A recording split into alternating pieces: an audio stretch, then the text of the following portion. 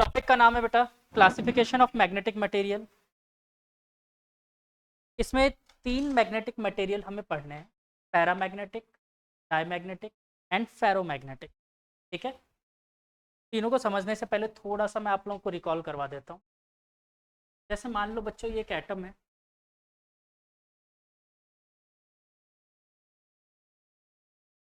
इस एटम के around definitely एक इलेक्ट्रॉन घूम रहा होगा।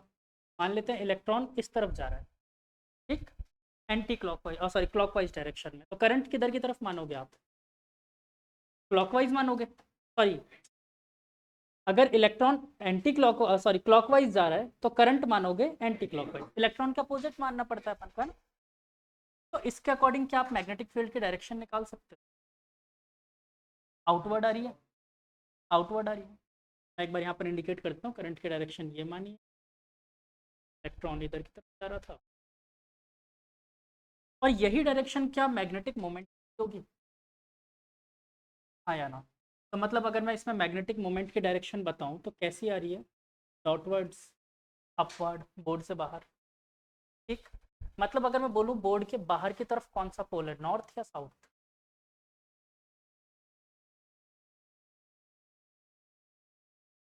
याद करो, मैंने डायरेक्ट इससे देखना सिखा दिया था, एन और एस। देखो एन बन रहा है, एस बन रहा है, एन बन रहा है। देखो ये इधर से ऊपर जा रहा है, इधर से करंट रिटर्न आ रहा है, तो एन बन रहा है ना। मतलब बाहर की तरफ क्या होगा? North pole. अंदर क्या होगा? South pole. साउथ होता तो बेटा ऐसा होता। देखो इधर है ना, साउथ नहीं है, नॉर्थ पोल। चलो ये बात भी समझ आई मैग्नेटिक मोमेंट। अब ये बताओ कि ये तो एक एटम था, ऐसे बहुत सारे एटम एग्जिस्ट करते हैं किसी एक एलिमेंट, और सब अपना अपना डाइपोल मोमेंट भी बनाएंगे। ठीक है, सबका अपना अपना डाइपोल मोमेंट होगा। उस डाइपोल मोमेंट के कैटेगरी पर हम लोग इन सब्सटेंस को अलग अलग बनाएंगे। ठीक है, किसके कैटेगरी पे बन रहा है? डाइपोल मोमेंट के कैटेगरी। यहीं पे थोड़ा सा स्पेसिफाई कर दूं, डायमैग्नेटिक सब्सटेंस आपने क्या बोला था, जहां पर इलेक्ट्रॉन पेयर्स में होते हैं। तो बेटा इलेक्ट्रॉन के पेयर में होने की वजह से मान लो दूसरा इलेक्ट्रॉन कुछ ऐसे घूम रहा है, तो एक एटम के लेवल पे ही डायमैग्नेटिक सब्सटेंस, एटम के लेवल पे ही हर एक एटम का मैग्नेटिक मोमेंट का वेक्टर सम क्या हो जाता है? मतलब डाई मैग्नेटिक सब्सटेंस कोई डाइपोल एग्जिस्ट, ये बात समझ आई? डाई मैग्नेटिक सब्सटेंस नाम से डाई है, वहां पर डाइपोल एग्जिस्ट ही नहीं करता। बोलो पहली बात क्लियर है? अब मैं तीनों को स्पेशल कैटेगरी बनाकर तीनों करके डिफरेंट। ठीक है, paramagnetic, diamagnetic, paramagnetic and paramagnetic.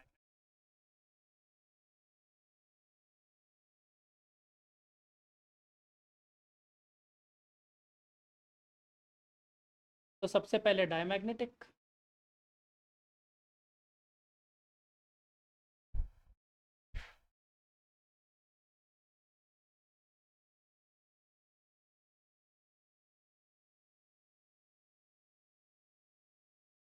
पैरोमैग्नेटिक।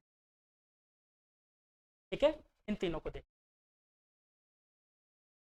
But आप लोगों को जगह कम पड़ सकती है कॉपी में। हाँ तुम लोगों को जगह ऐसे कम पड़ जाएगी, बाकी मैं समझा तीनों एक साथ देता हूँ, तुम्हारी जैसे इच्छा हो वैसे ले, मेरी तरफ से मना। ठीक, देखो डायमैग्नेटिक सब्सटेंस में अभी अभी अपन ने समझा कि एटम के लेवल पे ही, एटम के लेवल पे ही मैग्नेटिक मोमेंट कितना होता है। पर क्या पैरामैग्नेटिक में हो सकता है ऐसा? तो मैं यहाँ पर क्या बोलूँगा, पैरामैग्नेटिक में एटम के लेवल पे मैग्नेटिक मोमेंट नहीं होता, और सेम फेरोमैग्नेटिक में भी। ये दोनों ऑलमोस्ट ऑलमोस्ट सिमिलर से काम। चलो इसमें अगर मान लो एटम के लेवल पे जीरो है, तो पूरे सब्सटेंस का देखेंगे तो भी मैग्नेटिक कितना मिलेगा? जीरो। तो मैं इसमें पूरे सब्सटेंस का बोल दूं, सब्सटेंस का मैग्नेटिक मोमेंट का वेक्टर सम क्या, और एक्चुअली में सिमिलर तीनों में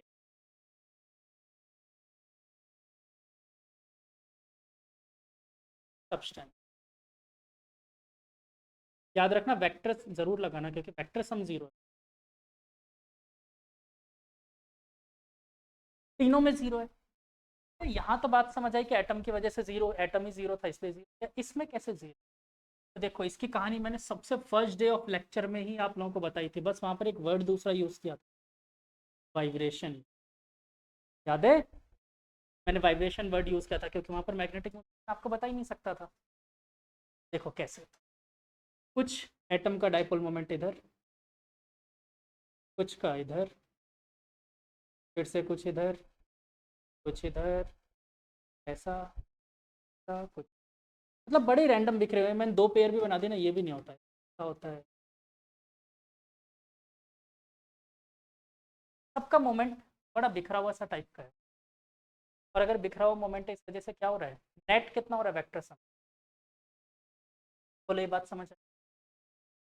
फेरोमैग्नेटिक में फिर क्या अलग होता है? फेरोमैग्नेटिक में थोड़ा सा अलग कहानी।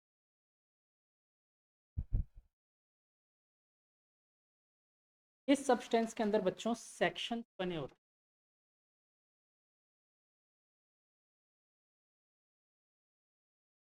सेक्शंस बने होते हैं, सेल बने होते हैं। इन सेल को एक्चुअली में एक नाम देते हैं डोमेन। मैथ्स वाला डोमेन होता है ना, अभी इसकी रेंज भी निकालेंगे। देखो इसमें क्या होता है बच्चों कि जो इस डोमेन के अंदर प्रेजेंट होते हैं ना, उनकी एक फिक्स डायरेक्शन होती है। डोमेन के अंदर जितने भी प्रेजेंट हैं सबकी एक फिक्स डायरेक्शन।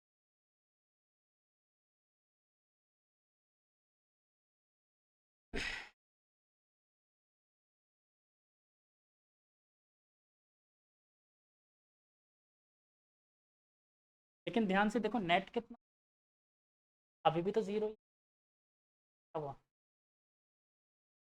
टॉर्क,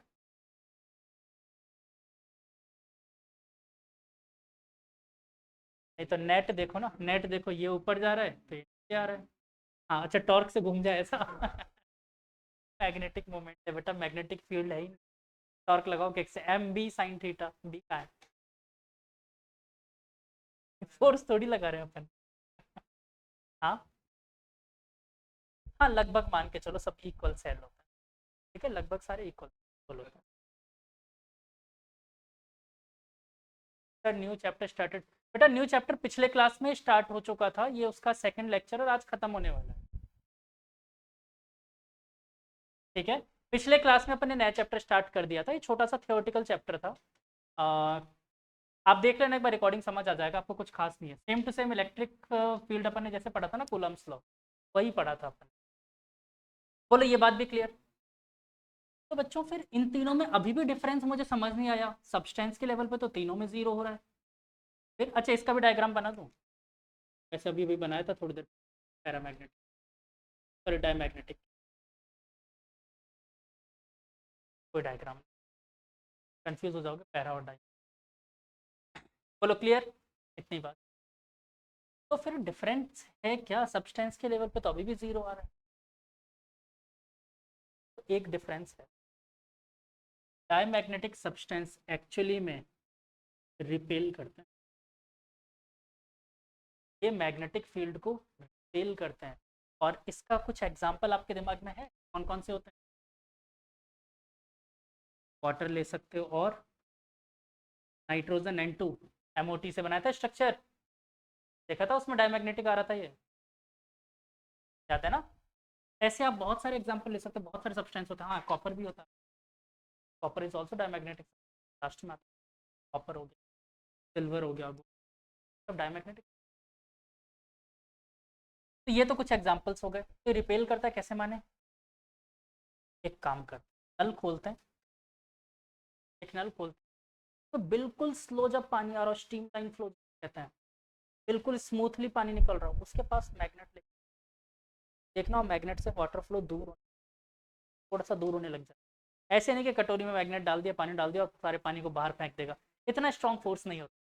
ठीक है, इतना स्ट्रॉन्ग फोर्स नहीं होता, बहुत सिंपली रिपेल करता है, बहुत स्लोली रिपेल करता है।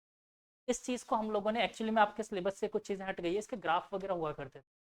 ठीक है, तो उस चीज़ से हम समझ सकते थे। तो फिलहाल में एक मशीन भी होती है, उससे भी अपन चेक करते हैं। अगर कोई डायमैग्नेटिक सब्सटेंस, इसके अराउंड अगर मैंने कोई मैग्नेटिक फील्ड लाइंस भेजी है,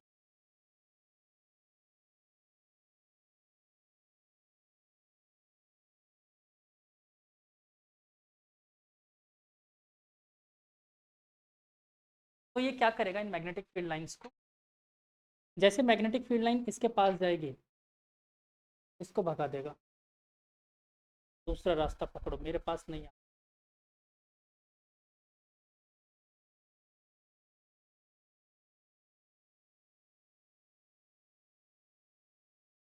लेकिन बेटा पार्शियली तो पास कर सकती है, पूरा पास नहीं करेगी, पार्शियली तो पास कर सकती है, तो मैंने इसको पार्शियली पास करता हुआ मान लिया, एक फील्ड लाइन निकल गई, लेकिन लगभग इसने क्या किया, मोस्टली को रिपेल कर दिया। मैंने यही तो बोला, बहुत स्ट्रॉन्ग फोर्स नहीं होता है कि भाई हमेशा ही रिपेल, बट पार्शियली तो एंटर कर ही सकता है, तो पार्शियली एंटर कर। बोलो ये बात समझ आई पहली। फिर सेम मैग्नेटिक फील्ड हमने पैरामैग्नेटिक वाले से पास किया,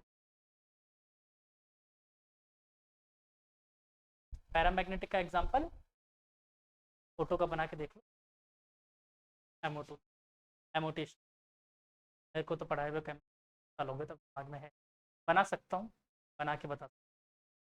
बॉन्डिंग बॉन्डिंग एंटी बॉन्डिंग डालोगे कि 14 तक होता है ना। हाँ पैरामैग्नेटिक, पैरामैग्नेटिक हंसता हुआ सरदार बनाते हैं ना, जानते हो हंसता हुआ सरदार, पहले मैसेजेस चला करते थे ना, तो मैं इनबॉक्स में उससे बनाते थे, वो डैश और कॉलन से हंसता हुआ सरदार, वैसा ही बनता था वो, सिंबल से बनाते थे पहले।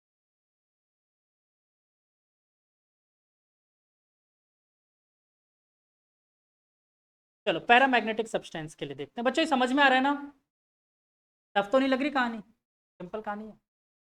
तो जब इससे पास किया, ये फील्ड लाइंस को अट्रैक्ट कर रहा है,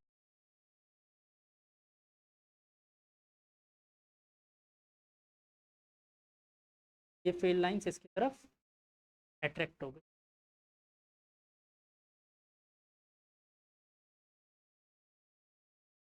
बच्चों फील्ड लाइंस, अच्छा इसमें कंप्लीटली नहीं दिखाना चाहिए था मुझे, ये भी पार्शियली अट्रैक्ट करता है, आप इस चीज़ को ऐसे मान, प्रॉपर इसके अंदर से मत, ताकि आपको कंपैरिजन समझ आएगा, वरना आप पैरों में और इस पार्शियली अट्रैक्ट कर रहा है, कंप्लीटली अट्रैक्ट ये भी नहीं कर पाता, ये इतना स्ट्रांग नहीं होता,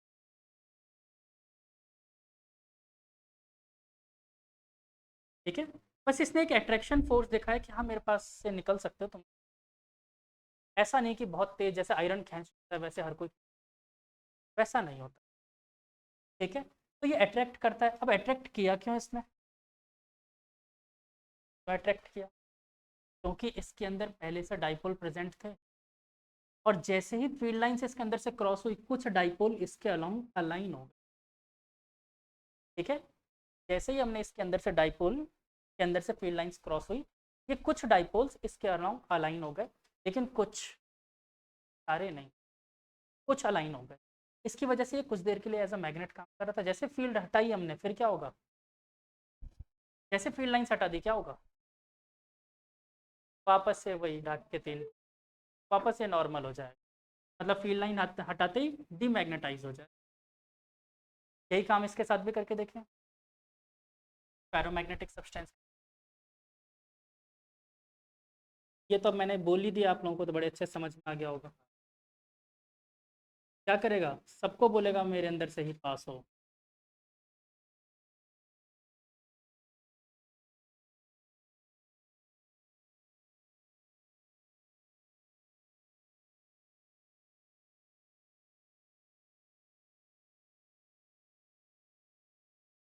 नहीं देखो इसको आप ऐसे, आपको इसमें तो अभी आप समझ जाओ, अभी एक नेक्स्ट पॉइंट बताऊंगा ना। इसने देखो ज़्यादा अट्रैक्शन दिखाया, ये बात तो हमें समझ में आ गई, लेकिन अट्रैक्शन दिखाया क्यों, क्योंकि बेटा इसमें डोमेन साइज इंक्रीज होने, कौन सा डोमेन, जो फील्ड के अलोंग अलाइन था। अब ये कैसे हुआ, इसने इधर वाले को टपली दी, बोला इधर घूम, इसको भी उधर घुमा दिया, ऐसे ही इसको भी उल्टा घुमा दिया, एक्चुअली में डोमेन की साइज लग गई, कौन से डोमेन की, तो फील्ड के अलोंग अलाइन थे। तो आपसे क्वेश्चन पूछ सकता है कि पैरामैग्नेटिक मैग्नेटिक फील्ड में रखने पे डोमेन की साइज पे क्या इफेक्ट पड़ता है, तो आप इस चीज़ को समझ सकते हो क्या हो रहा है यहाँ पर। इंक्रीज हो रही है डोमेन के साथ। क्लियर? तो यहाँ पर क्यों हुआ? बिकॉज ऑफ डोमेन इंक्रीज करने लगी। ठीक, अब ये बात बिल्कुल सही थी जो उसने बोला। एक्चुअली में देखो, आप अगर ध्यान दो, ये घूमे तो घूमने के कुछ तो रिक्वायरमेंट होगी, ऐसे कैसे घूम, कुछ तो रिक्वायरमेंट होगी घूमने के लिए। एक मैग्नेटिक, सॉरी, रोटेशनल फोर्स, हम क्या बोला करते थे, टॉर्क, वो रिक्वायर्ड होता है। Torque is equal to M B sine theta, या एम बी बोल दो, एम क्रॉस बी, वो रिक्वायर्ड है। जितना ज़्यादा फील्ड हम लगाएंगे उतना ज़्यादा मैग्नेटाइज होगा। बी से ये बात समझ आ रही? और ये मैग्नेटिक मोमेंट कहाँ से आया? वो इसका खुद का था। मैग्नेटिक मोमेंट इसका खुद का था, मतलब बी जितना ज़्यादा बढ़ाते जाओगे दोनों केसेस में क्या होगा, उतना ही ज़्यादा इसका मैग्नेटिक कैरेक्टर बढ़ता जाएगा। क्लियर? लेकिन फोर्स मैग्नेटिक फील्ड हटाते ही वापस ये वही कहानी पुरानी वाली। क्या इसके साथ भी वही होगा? कितने लोगों हाँ के साथ, कितने लोगों नहीं? मैंने पूछा, मैंने बोला कि यहाँ पर बी जितना ज़्यादा लगाओगे उतना ज़्यादा इस डायरेक्शन में अलाइन होते। ये इसके साथ भी हो रहा है, उसके साथ भी हो रहा है। जितना ज़्यादा मैग्नेटिक फील्ड लगाओगे डोमेन साइज बढ़ती जाए। ये भी क्लियर हो गया। अब मैंने कहा कि मैंने जैसे ही मैग्नेटिक कैरेक्टर हटा दिया, अब ये फील्ड लाइंस नहीं दे रहा मैं, तो क्या इफेक्ट पड़ेगा? मैग्नेटिक कैरेक्टर मैंने बिल्कुल देना बंद कर दिया, तो क्या इफेक्ट? हाँ, इसका मैग्नेटिज्म खत्म। आपने बोला कि डीमैग्नेटाइज हो जाएगा, मैंने मान लिया बिल्कुल।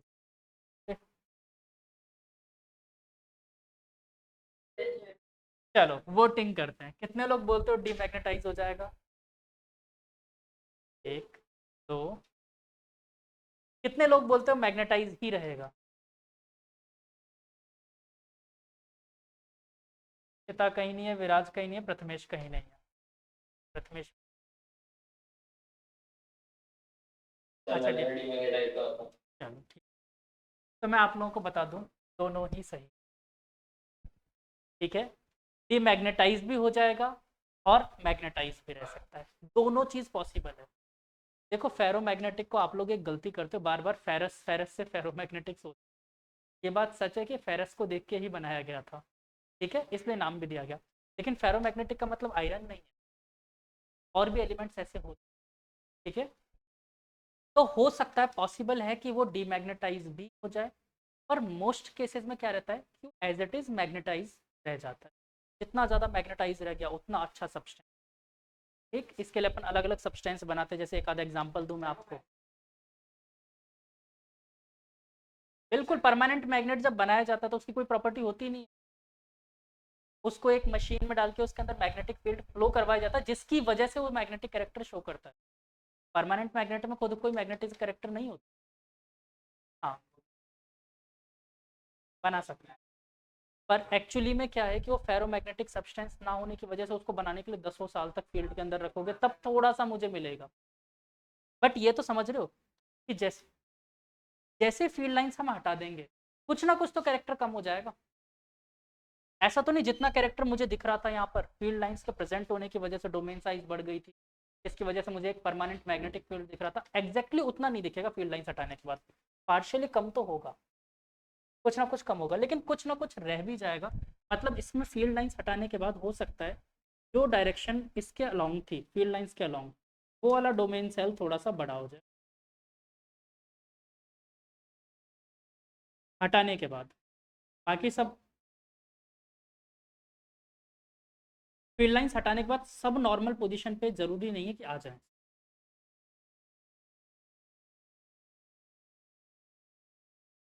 ऐसा नहीं है कि सबके सब अपनी नॉर्मल पोजीशन पे वापस हो जाए, एक डायरेक्शन में इसका डोमेन एग्जिस्ट कर सकता। बोलो बात समझ आई? तो इसकी वजह से अगर एक डायरेक्शन में डोमेन एग्जिस्ट कर रहा है, तो क्या अब इस सब्सटेंस का नेट मोमेंट, और जीरो नहीं हुआ तो मतलब मैग्नेटिक कैरेक्टर हो भी सकता है, और हो सकता है कि ना भी हो, डोमेन साइज ओरिजिनल रीगेन कर ले। इनफैक्ट अब मैं आपको बोलूं, आप आयरन से ये चीज़ सोचते हो, तो आयरन तो सबसे लोएस्ट फेरोमैग्नेटिक, 10 साल लग जाते हैं उसको वापस बनाने में, हमें मैग्नेटिक बनाने में। इसके लिए बहुत अच्छा सब्सटेंस हम लोग कौन कौन से लेते हैं, मिक्स अलॉय के बनाते हैं। एक दो एग्जांपल दे देते। फैकोनी,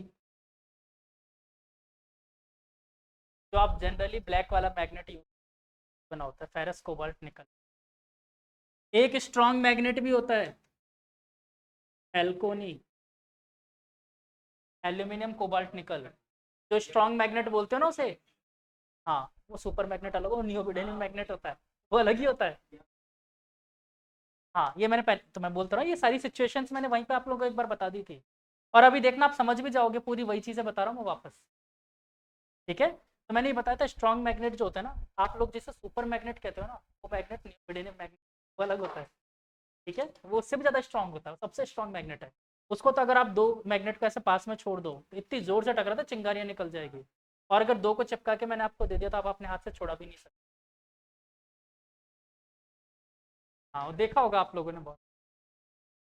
वो नियोबिडियम मैग्नेट होता है। और स्ट्रॉन्ग मैग्नेट में जिसको कह रहा हूँ ना, ये आपके फोन के कवर में, जैसे इसके फोन के कवर में था पहले, टैब के कवर में, वो स्ट्रॉन्ग मैग्नेट होता है, वो अलग होता है। हाँ। हाँ। और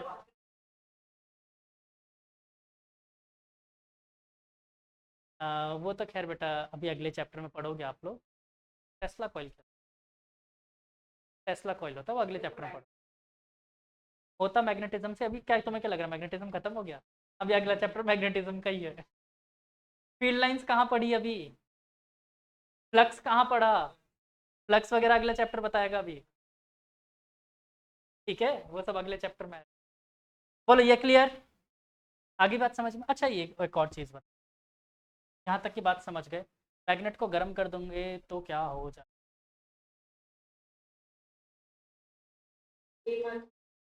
क्यों लूज कर दिया उसने प्रॉपर्टीज? क्योंकि आपने जैसे ही मैग्नेट को गर्म किया, सबके वाइब्रेशन हो जाएंगे, एटम्स वाइब्रेशन होंगे, तो फिर से वेक्टर सम कहाँ पहुंच जाएगा? कहानी का। फिर वापस उसे रखो मैग्नेटिक कैरेक्टर के अंदर, और फिर वापस मैग्नेटाइज। तो अब आप लोग इसे नोट कर सकते हो। फिर अगर चाहो तो मैं लिखवा देता हूँ सबको एक एक करके, आपको लिखना हो तो। ठीक है, या फिर चाहो तो मैं फोटो, नहीं मैं लिखवा देता हूँ। ये समझने के लिए था कि भाई इस फ्लो चार्ट से आपको पूरा समझ में आ जाएगा, बाकी कोई ऐसे बहुत हाई फाई कहानी नहीं। अच्छा, एक और सब्सटेंस होता है एंटीफेरस।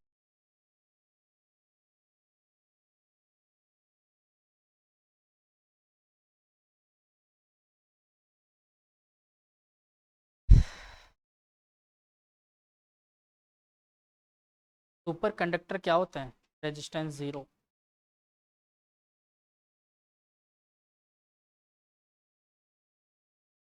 सुपर कंडक्टर में मैग्नेटिज्म का जो प्रिंसिपल पढ़ते हो ना, सुपर कंडक्टर डायमैग्नेटिक। और एक्चुअली में देखो ये क्या करते हैं, मैंने आपको बताया रिपेल करते हैं। तो रिपेल पता है कैसे करते हैं इसके अंदर? चलो ये पॉइंट रह गया, मैं बता ही देता हूँ। देखो इसके अंदर क्या होता है कि पार्शियली डाइपोल बनने शुरू, रिपेल करता कैसे, जैसे इसके अंदर से फील्ड लाइंस क्रॉस होते हैं ना, पार्शियली डाइपोल्स बनने शुरू हो जाते हैं। ये पार्शियली, ऐसा नहीं पूरा बन गया। और देखो अब ये इस फील्ड लाइन को अपोज करेगा, तो जैसे पार्शियली बनते हैं। लेकिन अगर सुपर कंडक्टर्स यहाँ पर रख, तो सुपर कंडक्टर्स एग्जैक्टली उतने ही अपोजिशन में फील्ड लाइंस बनाएंगे। हाँ, वो प्रॉपर लॉक हो जाएंगे, वो इसी वजह से होता है कि जितना फील्ड लाइंस मैं यहाँ से दे रहा हूँ उतने ही यहाँ पर ये डेवलप कर लेगा, और से कौन करेगा? Super conductor. ठीक है, इसलिए फील्ड लाइंस में जैसे करते हो लॉक हो जाते हैं। कहीं पे यूज करते हैं क्या इस चीज़ का अपन? ऐसे किसी चीज़ का इससे मिलता जुलता? अच्छा, इससे मिलता जुलता कहीं पे कंसेप्ट यूज होता है क्या?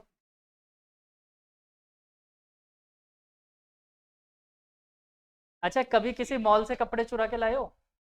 किसी मॉल से कपड़े चुरा के लाए हो? बिल्कुल, वहां पर यही कंसेप्ट यूज करते हैं वो। उसको आप कुछ भी कर लो, अगर वैसे आप नहीं निकाल सकते बिना मैग्नेटिक रखे हो। एक तरीका होता है उसको निकाल, थोड़ा सा हीटअप कर दो, कैरेक्टर खत्म। कपड़े को आग लगाने के लिए कौन कह रहा है बेटा? उसको हीटअप करना है तुम्हें। लॉक कर देता है। हाँ, नहीं तो बिल ऐसे नहीं निकालेंगे, आप बिल लेकर जाओगे तो निकाल देते हैं जनरली।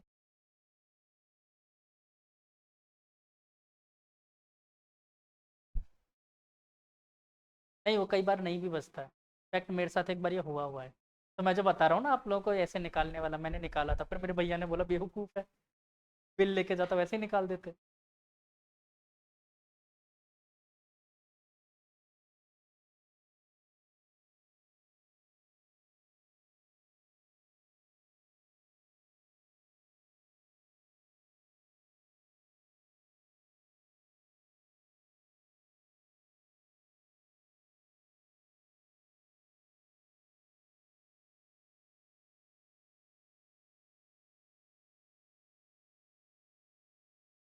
अच्छा, जो लोग मॉल्स में काम करते हैं, तो अब मान लो वहाँ पर तो बहुत अच्छी चॉकलेट्स का मन नहीं करता साइड में छुपा के खा लें एक ब्लाइंड स्पॉट। नहीं, कैमरे कैमरे में तो ब्लाइंड स्पॉट होता है बेटा, वो तो निकाल सकते। पर वो लोग नहीं खाते क्यों? क्योंकि उनके ऊपर पेनल्टी बहुत हाई होती है। क्योंकि रैपर तो कहीं ना कहीं दिख ही जाएगा, और नहीं दिखेगा बाद में स्टॉक काउंट तो होगा, स्टॉक में कम कैसे होगा। तो उसके बाद फिर देखेंगे उसको उठा के कौन लेके गया था, आसपास तो दिख ही जाएगा वो ले उठाते हुए। और जिसने उठा लिया उस चॉकलेट के बेचारे को 15 गुना प्राइस देना पड़ेगा, और जॉब से और निकाल दिया जाएगा, कंगाल हो जाएगा। हाँ, एक्चुअली में उनका वो होता ही होता है, डेली नाइट में होता है। जो आप लोगों के लिए मॉल बंद होता है ना, अगर मान लो 10 बजे बंद होता है, तो उसके बाद वो 12 बजे तक पूरा काउंटिंग होती है। डेली उनको कैश फ्लो बैलेंस और ये सब वो करना पड़ता है ना।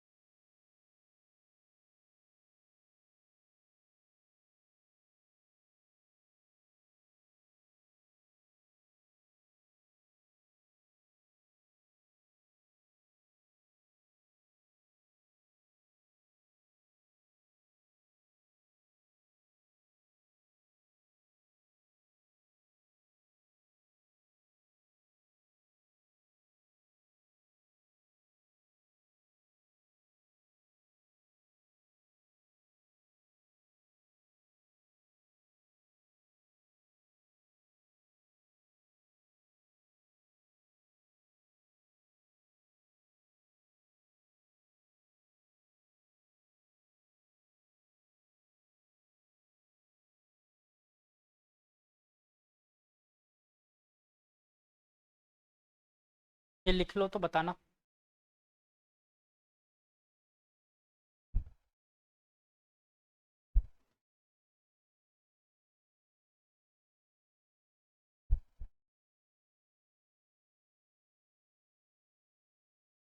सबको सर्किट अच्छे से याद है ना? रेजिस्टेंस कैसे सॉल्व करते थे, कैपेसिटर? नहीं हो तो एक बार देख लेना वापस, फिर से आएगा। EMI में भी अल्टरनेटिंग सर्किट ही सॉल्व करना है। क्या? हाँ, किरचॉफ्स लॉ लगेगा, एनालिसिस।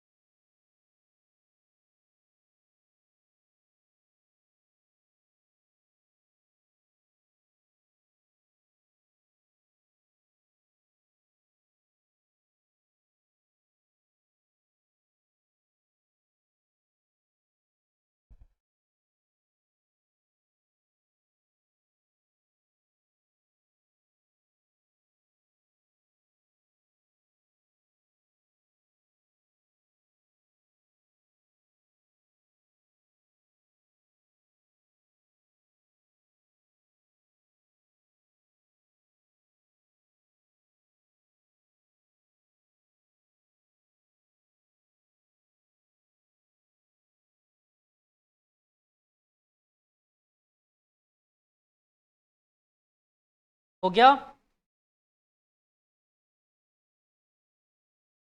तो लिखो डायमैग्नेटिक सब्सटेंस में।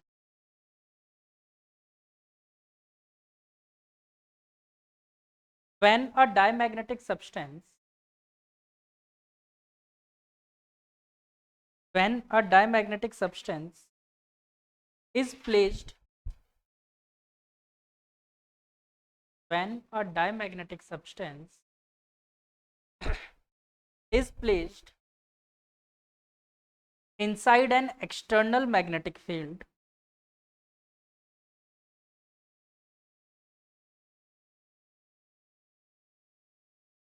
external magnetic field, the magnetic field the magnetic field वापस से, the magnetic field inside the diamagnetic substance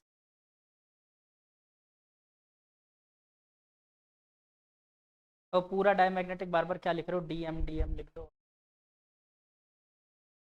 diamagnetic फिर डीएम फिर पीएम,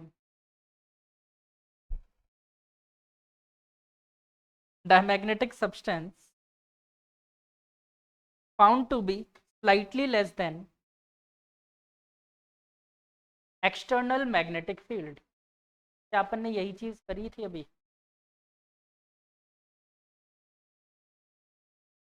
जैसे ही मैग्नेटिक फील्ड एंटर कर रही थी डायमैग्नेटिक सब्सटेंस में, क्या हो रहा था? इधर उधर बिखेर देता था। हाँ, उसके अंदर से फील्ड कम हो जाती है, बाहर निकाल देता है ना सारी फील्ड लाइंस को।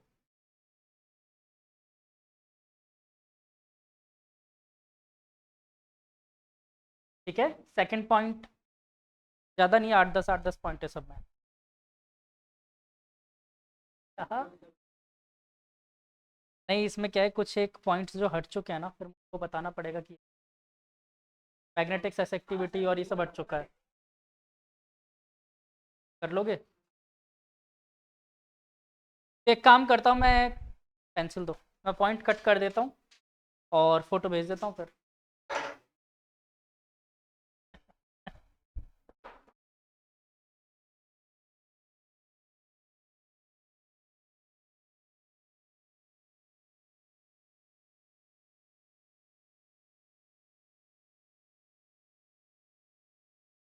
ये पॉइंट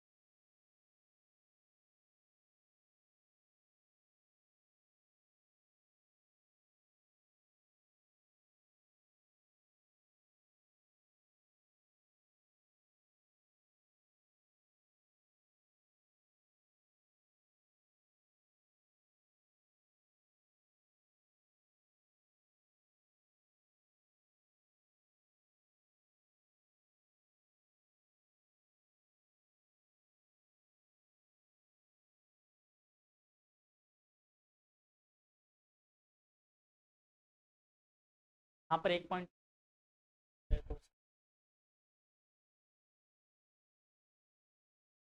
पैरामैग्नेटिक लिखना है, लिखना है ये स्टार्टिंग और क्या, ये तो लिखवाने वाला था। डायमैग्नेटिक के लास्ट के 2 काट देना।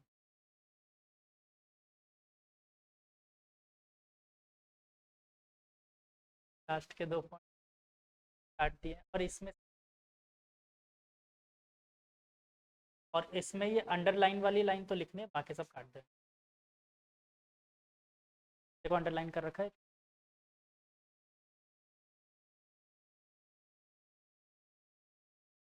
पहले पेज से डायमैग्नेटिक, वरना बच्चे समझेंगे कैसे डायमैग्नेटिक के बारे में।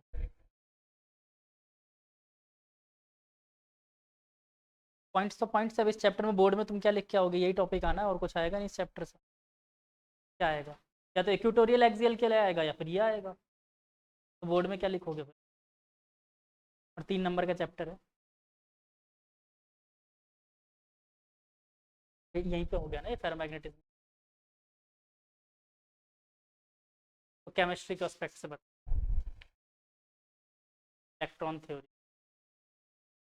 ठीक है बच्चों, मैंने आप लोगों को फोटो शेयर किया जिसमें क्रॉस लगा है, वो वाले पॉइंट्स मत लिखना, बाकी सब लिखने पड़ेंगे। और ये चैप्टर ध्यान रखना, अपन ने पूरा लगभग बोर्ड के लिए ही पढ़ा है, कि मेंस वगैरह में इसमें आएगा क्या, जो बोर्ड में है वही है, पूरा एक्स्ट्रा है ही नहीं। ठीक है। दूसरा बेटा, इसमें एक लास्ट पॉइंट जो सबसे लास्ट भेजा है, उसमें मैंने कुछ पार्ट अंडरलाइन कर रखा था, तो अंडरलाइन वाला पार्ट लिख लेना, बाकी सब काटा हुआ है मैंने। अभी भेजा है बेटा, अब भेज रहा है, कल तक भेज दोगे। भेज दिया बेटा, इसने भेज, का फ़ोन सस्ता वाला है इसलिए। चलो डन। अच्छा, इसमें एक दो छोटे छोटे टॉपिक्स हट गए हैं, तो मैं उसकी थोड़ी सी बात ज़रूर करूँगा, क्योंकि आप लोगों को थोड़ा सा पता होना चाहिए। ठीक है। तो सबसे पहला पॉइंट हमारी धरती माता के बारे में। तो ये सबको पता है कि अर्थ का भी मैग्नेटिक फील्ड होता है। कितना होता है, बहुत कम होता है, 1 टेस्ला होता है।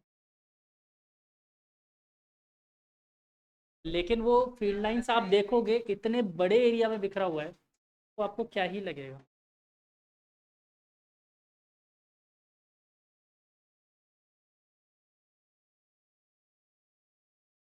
कोरियस ऑस्ट्रियोलिसिस कहते हैं उसे,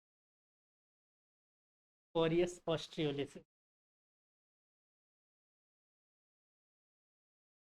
सन में जो ब्लास्ट होता है ना, की वजह से लगभग हर 11 साल में अर्थ के डायरेक्शन, और उसकी वजह से अर्थ पे पूरा कम्युनिकेशन सिस्टम डिस्टर्ब हो जाता है।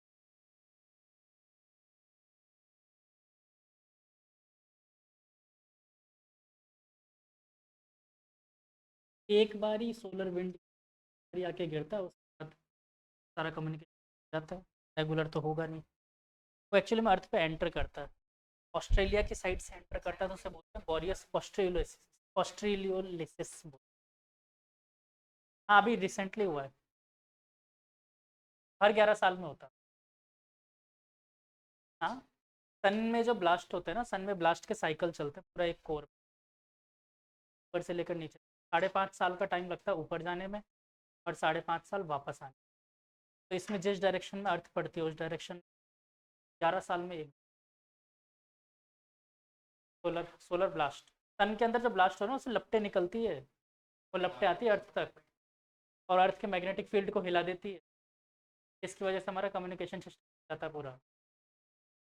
चलो, तो अर्थ के अंदर भी बच्चों मैग्नेटिक फील्ड है, और आपको पता होगा कि अगर हम एक मैग्नेट को फ्रीली रस्सी से बांध के सस्पेंड करें, तो इस मैग्नेट में भी 2 पोल्स प्रेजेंट होता है, एक को बोलते हैं नॉर्थ पोल, एक को साउथ पोल, ऐसा कुछ। नॉर्थ पोल इसको नाम ही इसलिए दिया गया क्योंकि ये नॉर्थ डायरेक्शन में अलाइन हो जाता है।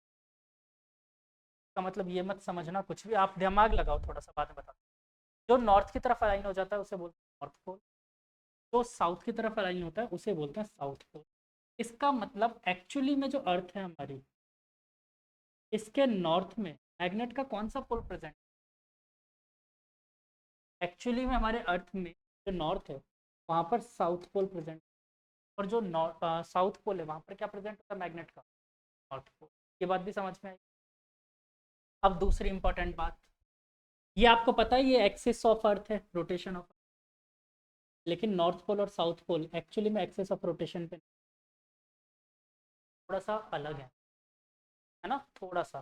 कितने डिग्री, अरे नहीं वो 22.5 डिग्री, वो तो ये होता है अर्थ का। ये थोड़ा सा डिफरेंस होता है, और ये डिफरेंस मेरे हिसाब से, मुझे जो अभी एक्चुअली में सही से वैल्यू याद नहीं, शायद 21 किलोमीटर एट द पोल्स का डिफरेंस होता है, ऐसा ही कुछ होता है, मुझे एग्जैक्टली वैल्यू याद नहीं, बहुत कम है बट है। अगर तुम एग्जैक्टली मैग्नेटिक नॉर्थ के हिसाब से जाओगे तो तुम नॉर्थ पोल से थोड़ा सा भटक जाओगे, कंपास से अगर हम जाएंगे तो थोड़ा सा भटक।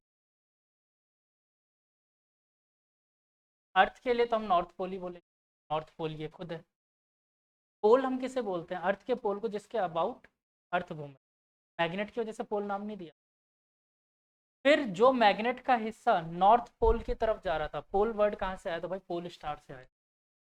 यहाँ पर ये रहा पोल स्टार, हमेशा अर्थ के एक्सिस ऑफ रोटेशन हमेशा नॉर्थ में होता है ना आपको, पोल स्टार हमेशा नॉर्थ में, इसलिए अर्थ के एक्सिस ऑफ रोटेशन के अलॉन्ग अलाइन रहता है अर्थ कहीं पे, ठीक है, तो हमेशा अर्थ के एक्सिस ऑफ हमेशा नॉर्थ में देखते हैं। इस वजह से आया पोल स्टार, पोल, नॉर्थ पोल, साउथ। अब मैग्नेट के अंदर जो नॉर्थ की तरफ घूम के बार बार जा रहा था उसको नाम, नॉर्थ, मैग्नेट का नॉर्थ पोल है बेटा जो नॉर्थ की तरफ जाएगा, मैग्नेट का नॉर्थ पोल वो होगा जो नॉर्थ की तरफ जाएगा। अब ये खुद नॉर्थ की तरफ क्यों गया, क्योंकि आप एक मिनट के लिए एक इमेजनरी मान सकते हो, वैसे ये कहानी गलत है, कि अर्थ के अंदर भी एक मैग्नेट रखा हुआ है, मान सकते हो, कहानी गलत है एक्चुअली, पहले साइंटिस्टों ने यही माना था। अभी बताऊंगा रियल में आज तक किसी को नहीं पता क्यों होता है, ये भी बताऊंगा, रियल में किसी को मालूम ही नहीं है हो क्यों रही है कहानी। तो अब अगर इसके अंदर भी एक बार मैग्नेट रखा हुआ है, तो सोचो नॉर्थ पोल इधर की तरफ अट्रैक्ट हो रहा है, ये रहा नॉर्थ पोल, ऊपर नॉर्थ, ये रहा साउथ, तो मैग्नेट का इधर कौन सा पोल होना चाहिए, जो अर्थ का मैग्नेट है साउथ होगा, तभी तो इसको अट्रैक्ट कर। तो जिसे हम नॉर्थ पोल बोलते हैं वहां पर मैग्नेटिक साउथ पोल प्रेजेंट। बोलो ये बात क्लियर हो गई sir, magnetic south pole present, ठीक है। दूसरी बात, आगे चलो, अब ये मैग्नेटिक कैरेक्टर आया कहाँ, सबसे पहले किसी ने कहा कि अर्थ के अंदर मैग्नेट रखा है, प्राइज दे दिया, हाँ हाँ। फिर बताया गया वो बेवकूफ़ बना रहा था, अर्थ के अंदर अगर मैग्नेट होता, हवा रखा हुआ है, खत्म मैग्नेटिक।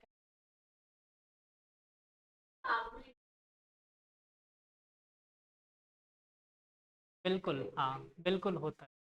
तो लास्ट जो फाइनल अज्यूम्ड मतलब मानी गई थ्योरी है ना, वो वही है।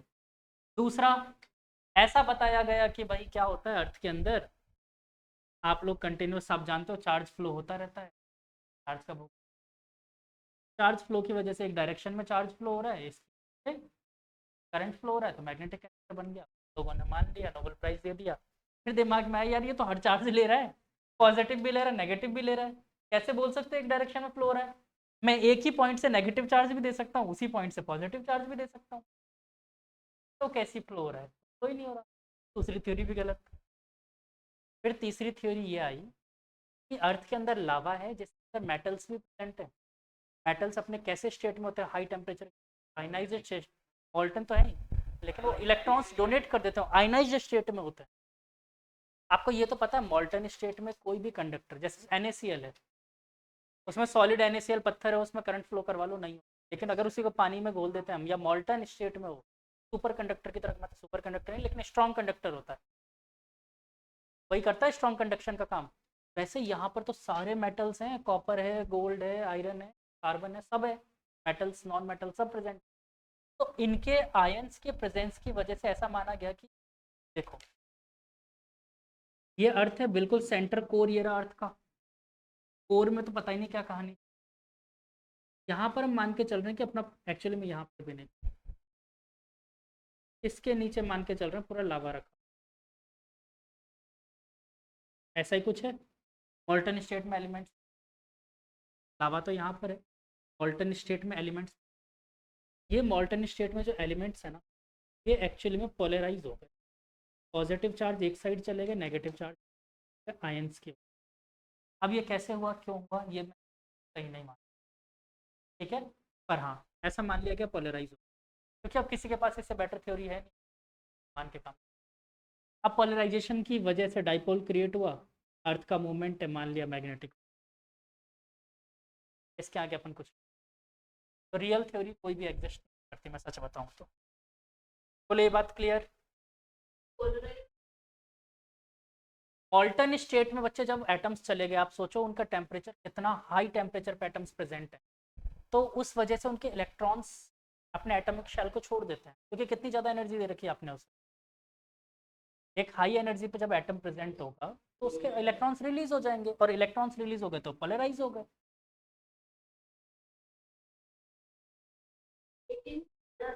अच्छा, ये मूव कैसे कर गए, क्योंकि बेटा अर्थ के अंदर कंटिन्यूस मूवमेंट हो रहा है इनका। अपन अर्थ को ऊपर से सॉलिड देखते हैं बेटा, आप जानते हो अर्थ एक्चुअली में कैसे, जैसे आपका फुटबॉल होता है, आप फुटबॉल के ऊपर हो, अंदर से तो पूरा एयर भरा हुआ है, तो वैसे यहाँ पर पूरा लिक्विड स्टेट, लिक्विड स्टेट के ऊपर तैर रहा है सब कुछ।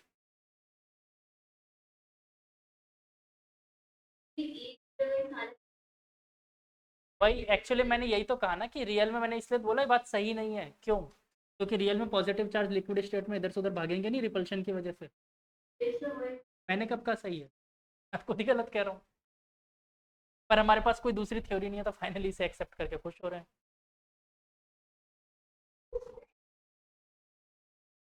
पॉजिटिव भी है नेगेटिव। देखो, इसके बाद एक और साइंटिस्ट आए, मैं फिर बता देता हूँ आपको, लेकिन वो अपनी थ्योरी प्रॉपरली नहीं बता पाए, बता देता हूँ। तो बहुत सारी कहानियाँ, कितनी कहानियाँ सुनोगे, एक एक चीज़ पे रिसर्चेज होती, बुक लिखी जाती बड़ी बड़ी, क्या करोगे इतनी कहानी जान के। वो बोलते हैं मॉल्टन स्टेट में एक्चुअली में जो आपने बोला है ना, ये फोर्थ स्टेट ऑफ मैटर में चले गए, प्लाज्मा स्टेट में, और प्लाज्मा स्टेट की वजह से मैग्नेटिक कैरेक्टर मिल रहा है। अब बताओ दुनिया में किसी के पास प्लाज्मा स्टेट है ही नहीं, तो उनको क्या पता मैग्नेट है कि नहीं है, प्लाज्मा मैग्नेटिक कैरेक्टर आता है कि नहीं आता, पता ही नहीं है, तो हाँ मान लो, क्या कर लोगे, मानने के अलावा कुछ कह नहीं सकते। लेकिन ये बात कहीं ना कहीं प्लाज्मा स्टेट वाली मुझे सही लगती है, आपको बताऊँ क्यों, क्योंकि सन पे भी तो मैग्नेटिक कैरेक्टर मिलता है हमें, वहाँ पर भी सब कुछ प्लाज्मा स्टेट, तो मैग्नेटिक कैरेक्टर तो हमें कई जगह मिलता है, वहाँ पर भी है, वहाँ पर हो सकता है ये बात सही हो, और हो सकता है गलत हो। हाँ, तो इसका मतलब फिर दूसरे जो प्लेनेट है उनके अलावा नहीं। अब मैंने कहा ना कि हो भी सकता है, हो सकता है मार्स का भी मैग्नेटिक फील्ड हो। चेक कहाँ किया गया अभी तक, शायद मार्स के लिए, बट मैं देखूँ क्या, गूगल करना पड़ेगा। शायद मार्स पे है मैग्नेटिक फील्ड, मैं श्योर नहीं हूँ, देखना पड़ेगा एक बार। तो बाकी कहानी नहीं बच्चे, जो सैटेलाइट हम लोगों ने भेजे थे, रोबोटिक सैटेलाइट्स वगैरह ये सब, तो ये हमें बताते हैं ना, जैसे मून पे भी आपको पता होगा कि मून पे भी अभी जो हम लोगों ने चंद्रयान भेजा था, इसमें कई चीज़ें थी, है पहले हुआ करता था। अच्छा, मार्स पे पता है क्या माना जाता है, ये मालूम है आप लोगों को, मार्स पे ये माना जाता है कि अर्थ से पहले लाइफ मार्स पे हुआ करती थी, और वहां पर न्यूक्लियर वॉर के एविडेंस मिलते, सब कुछ खत्म हो गया और सब इधर आ गए, और मोमेंट उस टाइम ऐसा हुआ है, और इस चीज़ के प्रूफ हमें कई जगह एंशंट के, एंशंट केव्स में चीज़ों के प्रूफ मिलते हैं हमें। आपको वो बताऊँ, लाइक आप इजिप्ट के पिरामिड्स में कई प्रूफ देखोगे ऐसे कि एलियंस के बारे में और इन चीज़ों के बारे में बहुत, यूएफओस के बारे में स्ट्रक्चर उन्होंने ड्राइंग वगैरह करके बताया हुआ है। इनफैक्ट जिन्हें आप आज एलियन मानते हो, जिनका सर ऐसे पीछे से बड़ा सा ऐसा होता है, ऐसा, ये एक्चुअली में ह्यूमन का आगे चल के सर ऐसा ही हो जाएगा। हम लोग अभी डेवलपिंग है, आपको पता हो तो, हम लोग अभी बॉडी इवॉल्व कर रही है हमारी, और बाद में हमारा सर भी ऐसे पीछे की तरफ निकल, अभी इवॉल्व हो रही है बॉडी हमारी, इवॉल्व कंप्लीटली कहाँ हुई है। आप देखो कई चीज़ें हमारी बॉडी से गायब हो जाएंगी धीरे धीरे करके। हाँ, ये कान वगैरह, ये वैसे देखो, ये जो ऊपर जो लगे हुए ना ये कान के साथ, ये गायब हो जाएंगे, और जो हमारे हेयर्स होते हैं शरीर पे, ये गायब हो जाएंगे, और ऐसे बहुत सारे, शायद 200 के आसपास टोटल वेस्ट ऑर्गन्स हैं फालतू में हमारी बॉडी में। हाँ, फालतू में, हाँ हाँ फालतू में जो है, अपेंडिक्स हो गया, ऑर्गन्स का मतलब पूरा हाथ पैर मत मान लेना मतलब बहुत छोटे छोटे पार्ट्स की बात कर रहा हूँ मैं। जैसे अपेंडिक्स हो गया हमारे। हाँ हाँ, एक्चुअली मैं इसलिए तो वेस्ट बोल रहा हूँ, इसका क्या काम है कान में मोती पहनने के अलावा, और कोई काम है? टेल बोन भी तो कुछ होती नहीं। है। हाँ, टेल बोन होती है हमारी बॉडी में, और ऐसे बहुत सारे हैं। हाँ, ईयरफोन फिर कैसे लगाओगे? खैर छोड़ो। तो इवोल्यूशन चीज़ें बदलती जाती है, तो ऐसे प्रूफ मिलते हैं हमें। कई बार देखो, मार्स का कलर जो रेड बोला जाता है ना, उसका एक रीजन तो हम लोग बोलते हैं भाई आयरन ऑक्साइड बहुत ज्यादा है, मतलब जंग लगा हुआ लोहा है इस वजह से रेड दिख रहा है। ठीक है, मैं साधारण भाषा में बताऊँ। लेकिन कुछ साइंटिस्टों का मानना है कि वहाँ पर न्यूक्लियर वॉर की वजह से वहाँ की मिट्टी का कलर रेड हो गया, तो इस वजह से वहाँ का सैंड। और इसका एक दूसरा प्रूफ पता है क्या मिलता है, कि मार्स के पोल्स पे जितना भी उसका कार्बन डाइऑक्साइड है ना, वो सारा फ्रीज हो चुका है उसके पोल्स पे जाकर। पूरा CO2 यहाँ पर फ्रीज्ड है, और अगर ये CO2 रिलीज हो गया ना वहाँ पर, तो वापस लाइफ साइकिल धीरे। इसीलिए एक बार अभी महान वैज्ञानिक हैं कि नहीं पता नहीं, वो एलन मस्क, उन्होंने बोला था इस पे न्यूक्लियर स्ट्राइक कर दो CO। हाँ, कि अगर स्ट्राइक कर दोगे तो ये CO2 जितना भी आइस की फॉर्म में सारा वापस गैसियस फॉर्म में कन्वर्ट हो जाएगा, और कन्वर्ट हो गया तो वापस से इसका टेम्परेचर बढ़ने लगेगा। अभी टेम्परेचर बहुत कम, -120 तक चला जाता है, इतना कम टेम्परेचर है इसका, वहाँ से सर्वाइव नहीं कर सकते। तो वहाँ पर एटमॉस्फेयर बनना चालू हो जाएगा, CO2 जैसे रिलीज हो जाएगा वो हीट को एब्जॉर्ब करके रख पाएगा। फिर धीरे धीरे वहाँ पर प्लांट्स आएंगे, ऑक्सीजन बनेगी, फिर आने वाले 10-20 हज़ार सालों में जाके बन सकते। वेट कर रहे हैं। देखो क्या होता है कि धीरे धीरे चीज़ें खत्म होनी चाहिए, टाइम टू टाइम। मार्च से खत्म हुआ, अर्थ पे आके बैठे, अब अर्थ से पूरा निपटारा ही होना चाहिए। ह्यूमंस का तो मैं लिटरली मानता हूँ निपटारा हो ही जाना चाहिए। ह्यूमंस खत्म होना बहुत ज़रूरी है, नेचर के लिए बहुत ज़रूरी है कि ह्यूमन।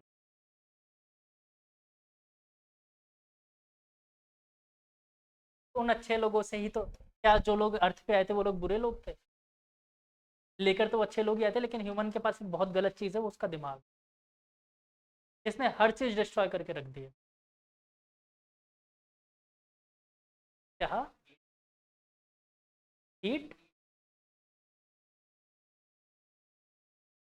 अच्छा चलो। तो मेरे हिसाब से तो देखो, सबसे एक थ्योरी भी है कि भाई सबसे खतरनाक जानवर इस अर्थ का कौन सा है, तो अर्थ। अर्थ पे पूरा ह्यूमन ही है, और कौन है?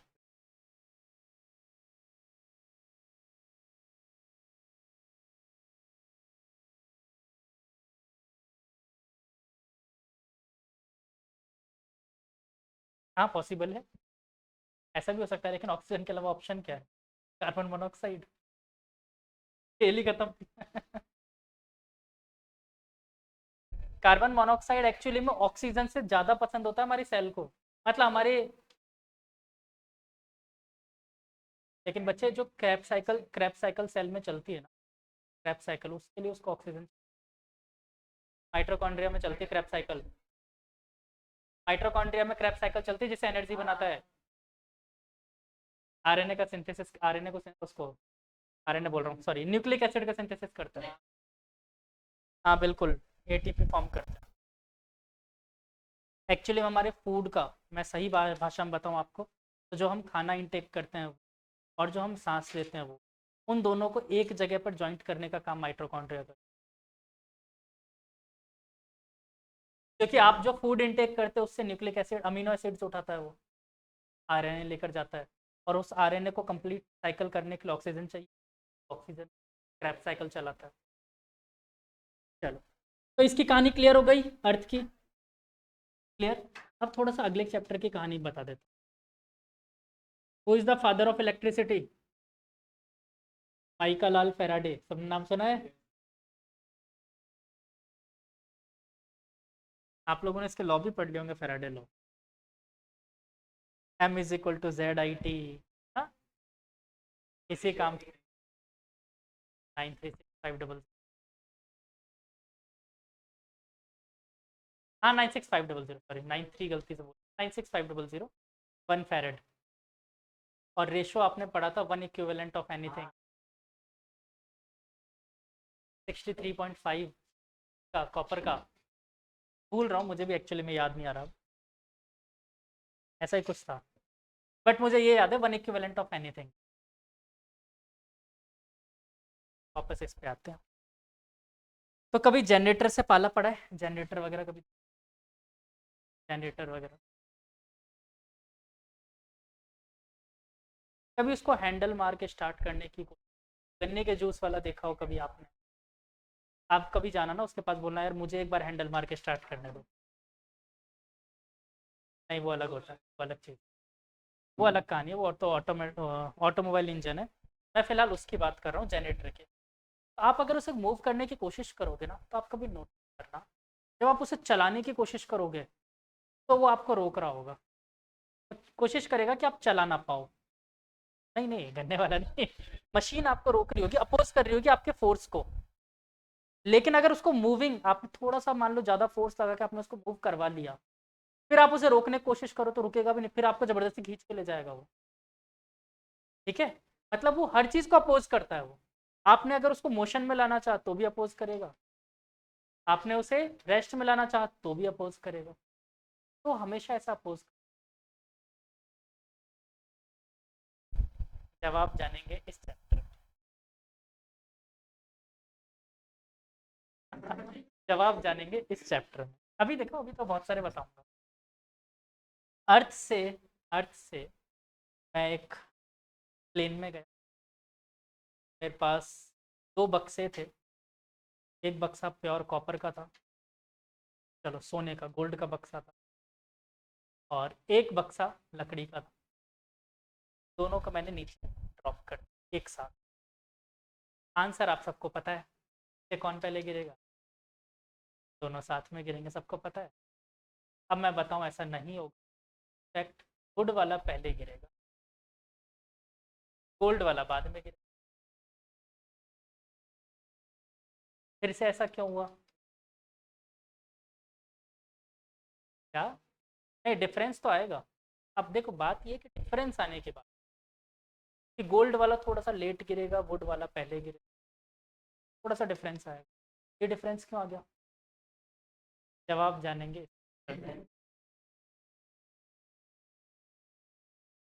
ट्रेन में, आपने ट्रेन की वोगी देखी होगी, एडी करंट की वजह से ये नहीं होता, वो अगला है। ट्रेन में आप लोगों ने देखा होगा, वोगी में साइड में शॉकर्स लगे होते हैं। ट्रेन कौन से दचके वाले, ट्रेन कौन से दचके वाले रोडों पे चलती है? देखो, वैसे एक्चुअली में अब आपको वो चीज़ देखने को नहीं मिलेगी, अब जो मिलेगा वो प्रॉपरली शॉकर ही मिलेगा। ठीक है, पहले जो होते थे वो ब्रेक्स हुआ करते थे। तो ब्रेक कैसे? जैसे आपकी साइकिल में ब्रेक होता है, ड्रम ब्रेक, ड्रम ब्रेक जानते हो ना, जो नॉर्मली ड्रम पे ऐसे आके अटैच हो जाते हैं तो ब्रेक लग जाता है। ड्रम मतलब जो आपका व्हील है उस पर आके अटैच हो जाता है, ब्रेक लग। तो वही ब्रेक क्यों नहीं लगा देते ट्रेन में? इतना ज़्यादा मोमेंटम है ट्रेन का कि ऐसे जाने कितने ब्रेक को उखाड़ के ऐसे फेंक देगा वो, कोई फर्क ही नहीं पड़ेगा। ड्राइवर ब्रेक लगाएगा, ड्राइवर को साथ में ले जाएगा। ठीक है, उस ब्रेक का तो कोई सेंस। ट्रेन में क्योंकि बंदे को कितने किलो का है एक, अगर मैं नॉर्मली बात करूं, एक इंजन का ही वजन शायद 60 टन के आसपास हो। हाँ, ट्रेन का इंजन का वजन ज़्यादा रखा जाता है जानबूझ के, जितना ज़्यादा वजन रहेगा ना ट्रेन का इंजन का, उतने अच्छे से ट्रेन चले। ट्रेन की इलेक्ट्रिक इंजन और डीजल इंजन में क्या डिफरेंस होता है ये जानते हो? नहीं, एक्चुअली देखो क्या डिफरेंस होता है। डीजल इंजन में जनरेटर लगा होता है, जनरेटर से हम लोग डीजल से जनरेटर चलाते हैं, और जनरेटर से फिर वो करंट बनाता है और फिर ट्रेन चलता है। और इलेक्ट्रिक इंजन में जनरेटर नहीं लगाते, ऊपर डायरेक्ट वायर से जोड़ देते हैं, करंट मिल जाता है। लेकिन फिर एक प्रॉब्लम आ गई, ट्रेन का वजन कम हो गया इंजन का, इसलिए उसमें फालतू के उठा के लोहे के ब्लॉक्स भर देते हैं ऐसे ही, ताकि उसका वजन बढ़ जाए। हाँ, एक्चुअली में वो व्हील्स जो होते हैं ना, BLDC मोटर लगा होता है। तो व्हील्स, अगर मैं वजन नहीं बढ़ाऊंगा ना उसके इंजन का, नॉर्मल रिएक्शन कम हो जाएगा, नॉर्मल रिएक्शन कम हो जाएगा तो उसका फ्रिक्शन कम हो जाएगा, और फ्रिक्शन कम हो गया तो वो पीछे से इतने सारे लोड को लेके नहीं, तो फ्रिक्शन ज़्यादा चाहिए होगा ना, इसलिए बढ़ाने के लिए इसमें ज़्यादा से ज़्यादा वेट रखते हैं। उसमें जितना ट्रेन के इंजन में ज़्यादा वेट होगा उतने अच्छे से ट्रेन मूव। ये बात भी समझ आई? तो अब मेरा क्वेश्चन था कि भाई वो लगे हुए क्यों हुआ करते थे?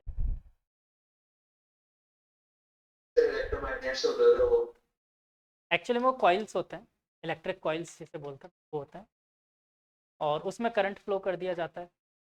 उसमें करंट जैसे फ्लो होता है मैग्नेटिक फील्ड बनेगा, तो आपने पढ़ा है। इस वजह से ट्रेन रुक जाती है, कैसे जानेंगे इस चैप्टर।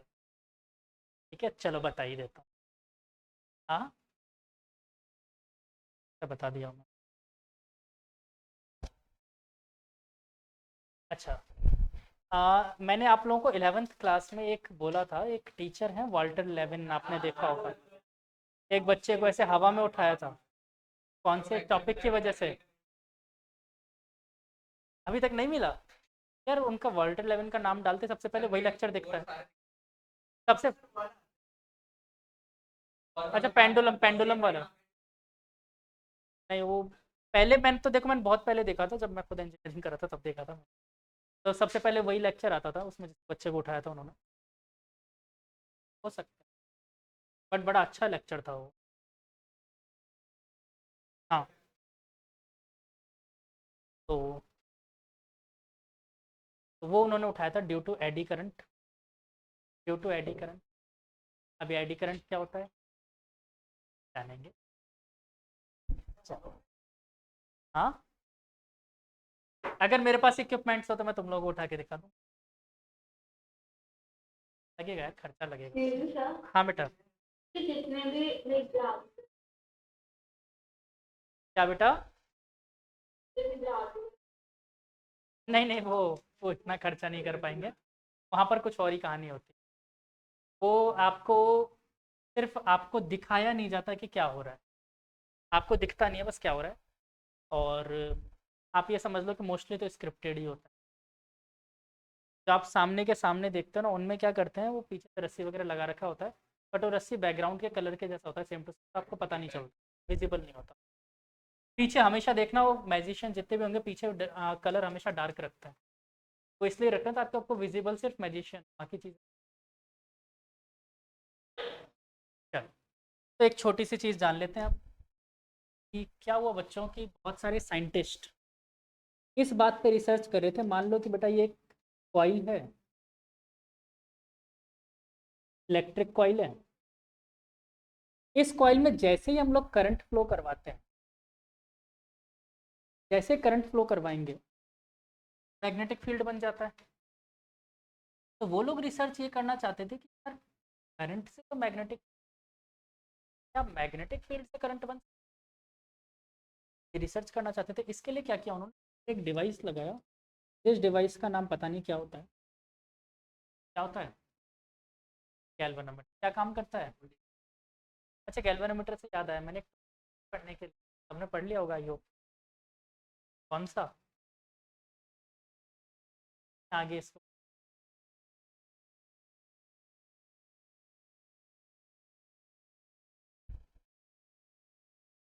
एक तो लीव करके भाग गए, हमसे पूछेंगे सर। मूविंग कॉइल गैल्वेनोमीटर बोला था पढ़ने के लिए, नालायक को पढ़ लेना, इंपॉर्टेंट टॉपिक है। ठीक है, पढ़ के ही आना नेक्स्ट क्लास में, किसी एक से पढ़वाऊंगा। ठीक है, हिट लिस्ट में कोई भी आ सकता है, ध्यान रखना। चलो, तो क्या किया बच्चों साइंटिस्टों ने, यहाँ पर रखा एक मैग्नेट। इधर ध्यान से देखो, एक मैग्नेट रखा, और इस मैग्नेट को ऐसे एक ट्रॉली पे रख रखा था, और इसको ऐसे इसके पास ले जाते थे, दूर ले पास ला रहे थे। कहीं पे कोई डिफ्लेक्शन नहीं मिल रहा था। Faraday was the lab assistant. Faraday actually में लैब असिस्टेंट थे, इनका काम था साइंटिस्ट एक्सपेरिमेंट करके जाए तो इक्विपमेंट संभाल के रखते हैं। एक्चुअली में साइंटिस्ट नहीं, साइंटिस्ट। हाँ, लेकिन लैब असिस्टेंट भी अगर इतने बड़े साइंटिस्टों के साथ रह रहे हैं, अच्छे खासे डिग्री होल्डर होते हैं। ऐसा नहीं होता कि पढ़े लिखे नहीं होंगे, अनपढ़ आदमी को सफाई कर देना। ऐसा नहीं, वो ऐसा इसलिए रखा जाता है क्योंकि भाई किसी साइंटिस्ट ने कोई एक्सपेरिमेंट या कहीं कुछ कर जाए उसमें, तो ये तो पता रहे, बेसिक तो पता रहे कि भाई मैग्नेट है, इसको आग के पास ले जाके नहीं रख देना है। उसे बेसिक्स तो पता रहे, लेबर तो कुछ नहीं कर, कुछ भी कर सकती है, वैसा ना किया जाए। तो ये भी पढ़े लिखे आदमी थे, तो ये साइंटिस्ट के जाने के बाद ना खुद एक्सपेरिमेंट करने लग जाते थे। मैं भी करके देख तो हो जाए। इन्होंने भी पूरी रात निकाल दी इधर से उधर घुमाते घुमाते, गैल्वेनोमीटर में। गुस्सा आ गया, क्या ही कचरा बना दिया, ये ऐसे फेंक दिया। जैसे ही फेंका डिफ्लेक्शन दिखा। अभी डिफ्लेक्शन क्यों दिखा जानेंगे जानेंगे इस चैप्टर में। देखो ये डिफ्लेक्शन दिखा ड्यू टू ये मैग्नेट था ना बच्चों। मैग्नेट होगा तो इसके आगे फील्ड लाइंस भी होंगी और फील्ड लाइंस होंगी के अंदर फ्लक्स जनरेट करेंगे। फ्लक्स तो होगा लेकिन मैग्नेटिक कभी फ्लक्स की वजह से करंट नहीं, फ्लक्स में चेंज होने की वजह से मैग्नेटिक करंट बनता है। तो करंट किसकी वजह से बनता है? Change in flux. और एक्चुअली में करंट नहीं बनता है, एक्चुअली में ईएमएफ जनरेट होता है, जिसे बोलते हैं इंड्यूस ईएमएफ। ठीक है, इंड्यूस ईएमएफ किसकी वजह से जनरेट होता है? चेंज इन फ्लक्स की वजह से। तो फ्लक्स कौन सी चिड़िया का नाम है? तो टॉपिक डालो magnetic flux, chapter electromagnetic induction, chapter का नाम इलेक्ट्रोमैग्नेटिक इंडक्शन। क्या बेटा? ये छोड़ो छोड़ो।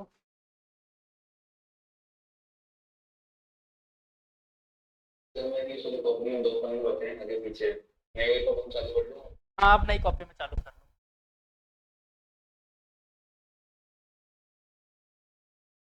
दो पन्ने में हो जाएगा काम। हाँ, इलेक्ट्रोमैग्नेटिक इंडक्शन चैप्टर का नाम है। हाँ हाँ, एक टॉपिक तो पढ़ाऊंगा ही, फ्लक्स तो ये आराम से, ये भी आ जाएगा, अल्टरनेटिंग करंट भी आ जाएगा। हाँ आराम से, अब तो आ जाएगी। 12th में एक ही कॉपी में हो गया पूरा काम। 12th मैंने कम पढ़ा है क्या तुम लोगों को? अच्छा नहीं, इसमें बड़े वाले 2 चैप्टर तो तुम किसी और कॉपी में कर रहे होगे ना, ऑप्टिक्स। वो भी तो 2 बड़े चैप्टर हैं। ऑप्टिक्स में तुम लोग की कॉपी भर गई होगी अभी तक। हाँ हाँ लेकिन तो उसमें तो टॉपिक काफ़ी ज़्यादा है वेव में। अब अपने पास चैप्टर छोटे छोटे हैं। अब अपने पास एक अल्टरनेटिंग करंट में बोर्ड के हिसाब से थोड़ा सा करवाऊंगा आपको, जैसे बाकी और। हाँ तो बच्चों कहाँ थे हम लोग? हम लोग थे, टॉपिक का नाम electric sorry magnetic flux, magnetic flux, chapter का नाम इलेक्ट्रोमैग्नेटिक इंडक्शन और टॉपिक मैग्नेटिक फ्लक्स। तो एज यूजुअल मैं तो बताऊंगा नहीं, आप लोग ही बताओगे क्या होता है मैग्नेटिक फ्लक्स। सबने इलेक्ट्रिक फ्लक्स पढ़ा है, तो मैग्नेटिक फ्लक्स एज यूजुअल आप लोग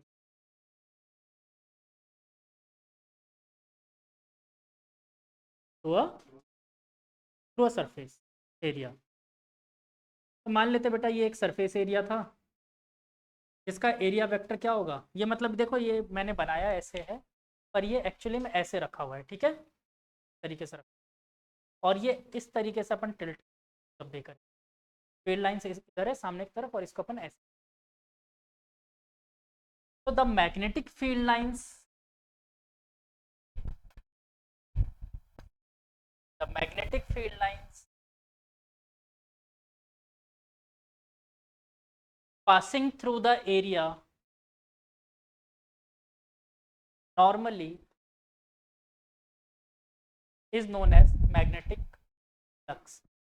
छोटा सा वर्ड रहेगा नंबर ऑफ, शुरू शुरू में number of magnetic field lines, number जो अपने शुरू किया था ना, तो बस इसमें the number of magnetic field lines passing through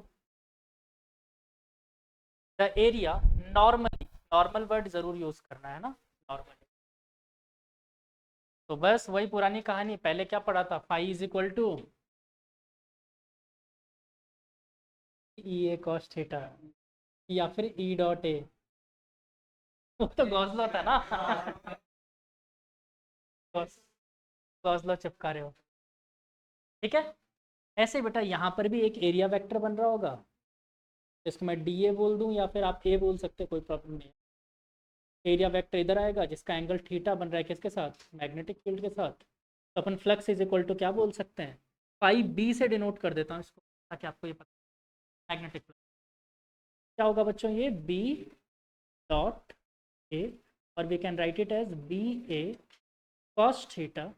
unit हो जाएगी इसकी, क्या थी वहाँ पर फ्लेक्स की यूनिट क्या थी बच्चों, मज़ा आएगा। क्या थी, मैंने प्रॉपरली गलत लिखवा के सही लिखवाई थी। हाँ, मैंने वेबर लिखवाया था, फिर मैंने बोला था इसको काटो और लिखो कि वेबर नहीं होती, क्या होती है। कटवाई थी वो, क्यों कटवाई थी, तो चलो कम से कम कटवाई हुई एटलीस्ट आपको याद है, तो कटवाई हुई यूनिट, ठीक है। तो क्या थी वो जो कटवाया था, क्या था, weber, denoted by capital W small, ये वेबर है। फटाफट वेबर की डायमेंशन और इसकी सीजीएस यूनिट, सीजीएस यूनिट बता देता है, मैक्सवेल, ठीक है। सीजीएस यूनिट इसकी मैक्सवेल होती है, डायमेंशन और कन्वर्जन, जल्दी बनाओ, अब इन चीज़ों में टाइम नहीं लगता।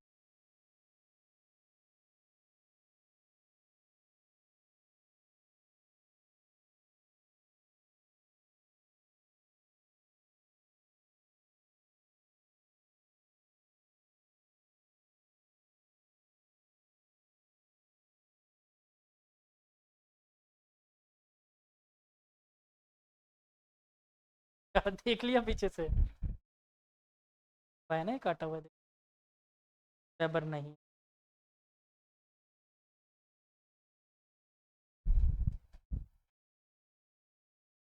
एज यूजुअल मैं वेट करता रह जाऊंगा और आप लोग करोगे नहीं, तो बढ़िया, मैं फटाफट करवा देता हूँ। Phi is equal to B into metre square लिख दूँ एरिया को। अब बी की यूनिट चाहिए, तो बी की यूनिट कहाँ से निकालोगे, एफ इज इक्वल टू कहीं से भी निकाल लो, आई एल बी से निकाल सकते हैं। एफ की क्या होती है, किलोग्राम मीटर पर second square divided by ampere into metre, metre से गुजर गया, क्या बचा, किलोग्राम पर, मतलब सेकंड स्क्वायर माइनस का, और एम्पियर भी नहीं, तो उठा के वहाँ पर रख दो। क्या बन गया अब मेरे पास, phi is equal to kilogram metre square second की पावर -2 एम्पियर की पावर -1, और डायमेंशन m1l2 -2, ऐसे यूनिट में कन्वर्ट कर लें।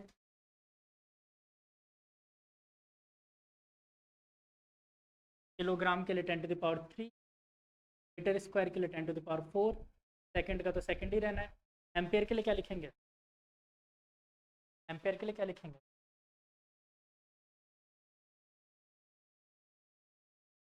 कन्वर्ट करो ऐसे। वैसे मैंने एम्पियर के लिए बताया था आप लोगों को सीजीएस कन्वर्ट करना पहले एक बार, 1/10 नहीं बताया था, फिर यूनिट दोनों में एम्पियर ही यूज़ करते हैं, लेकिन 1/10 होता है। कर दो फटाफट सॉल्व, एक बार इसका रिलेशन ध्यान रखना, ये डायमेंशन के क्वेश्चन आते रहते हैं बच्चों।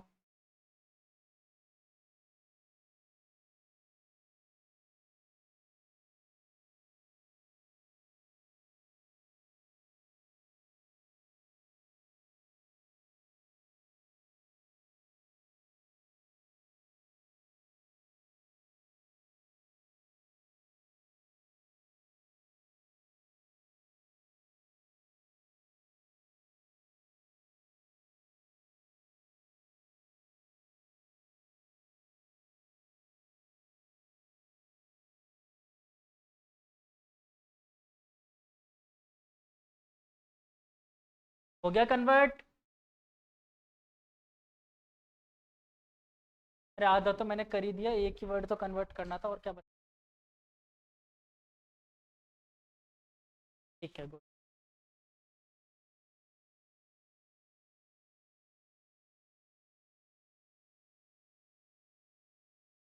ठीक है, तो बच्चों देखो, एक्चुअली में एम्पियर को एसआई से सीजीएस में जब,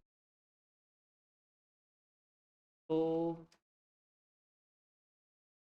1/10 होता है, मतलब कि आप क्या बोलोगे, 10 सी,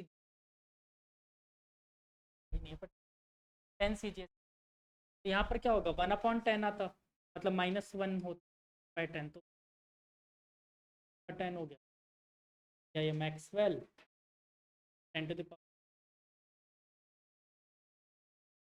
okay?